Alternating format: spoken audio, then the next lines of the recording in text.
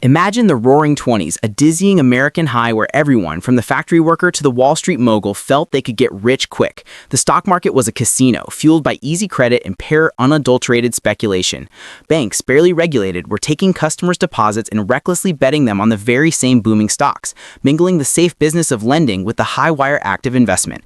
This whole Gilded Age was a house of cards, and on that infamous Black Tuesday in October 1929, it came crashing down. The ensuing Great Depression didn't just cause a recession, it brought the entire U.S. financial system to its knees. Americans, terrified, rushed to withdraw their money, triggering runs on banks that quickly became a national epidemic. Because there was no guarantee on their savings, over 9,000 banks failed between 1930 and 1933, wiping out the life savings of millions of families and destroying the public's trust in finance. The financial foundation of the nation had dissolved into panic and ruin. When Franklin D. Roosevelt took office in 1933, his mission was clear: reform and restore. His New Deal programs fundamentally rewrote the rules of American finance, creating safeguards that are still in place today.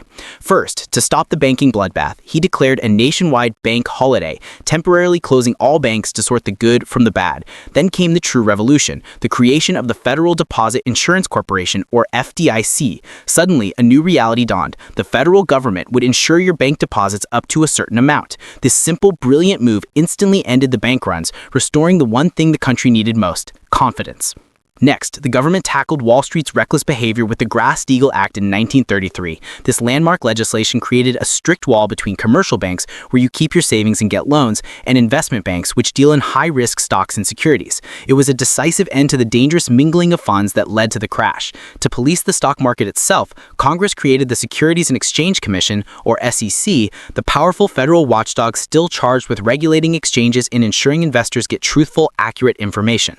The Great Depression was a decade of human suffering, but out of that crisis, America built the bedrock of modern finance. These reforms, deposit insurance, the separation of banking functions, and market regulation were the pillars of stability that allowed the American economy to recover and grow into the powerhouse it is today. They reshaped our system from one of chaotic, high-risk speculation into a regulated, stable framework designed to protect the average American and prevent another cataclysmic crash.